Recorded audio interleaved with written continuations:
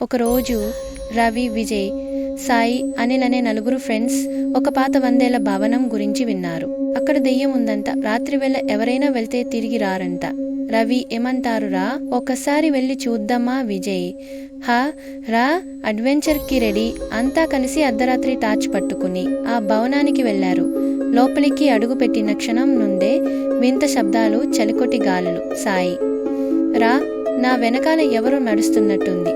అనిల్, నిజమేరా, నా దగ్గర కూడా గోడపై నీడలు కనిపిస్తున్నాయి. కొంచెం ముందుకు వెళ్ళగానే ఒక్కసారిగా ఓ నీడ దూసుకొచ్చి విజయ్ లాక్కుంది.